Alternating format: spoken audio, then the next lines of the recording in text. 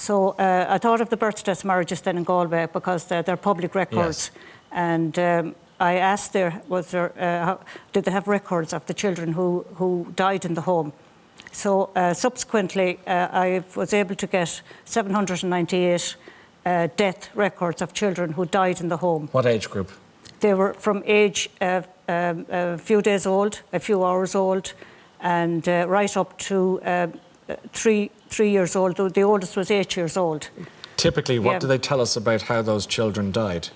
There were various causes. There was a lot of measles, whooping cough, there was diphtheria, there was gastroenteritis, and a lot of different little bits and pieces. There was one with an abscess on the hip, and there was another one with laryngitis. I understand. It's just a bit peculiar. But just shy of 800 children registered as dying. Yes. But none as being buried.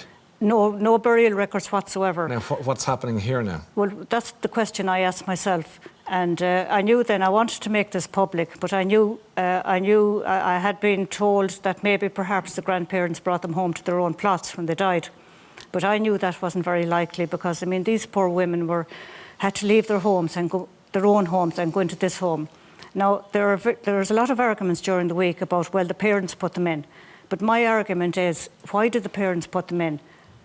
We have to go back to Catholicism, and because sex before marriage was a sin, and it'd be a very grievous sin. I saw those words written by the Bishop of Galway at one stage, that it was a grievous sin, and women were condemned if they got pregnant outside marriage, and families were condemned. And I have met people whose mothers went back to their own home even after coming out of the mother and baby home.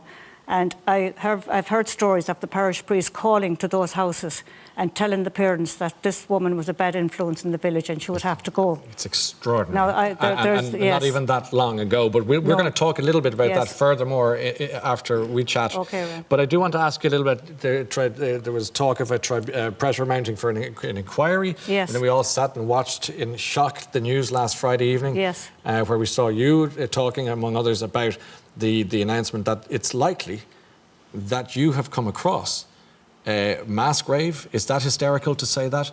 I don't know. Of possibly up to 800 babies. Yes. Buried in the ground at this. Well, they're not. I do know, Ryan, that they're not. They wouldn't be all in that one tank that has been that sewage tank that has been found. But you suspect that because there are coffin burials. I know that. Okay. And they are around the area because I do know that coffins were ordered, and I do know that the people in the older housing estate, they could see over the high walls from their top windows.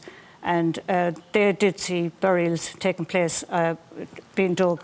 They did see little pits being dug for individual coffins. So we do know there are coffin burials as well in and around that area. And of the place that we're talking about, that the inquiry talked about? Yes, that is one section. Where the archaeologists came in and did the excavation. With the view to talking about how many. Yes, how many children are there. Do we know roughly what they're talking about at this stage? Unfortunately, we don't know what a significant amount means, but it does sound serious. Isn't one a significant amount? Well, but that's what I always said, you know, just one person, one child buried unknown, it's wrong, it's very wrong.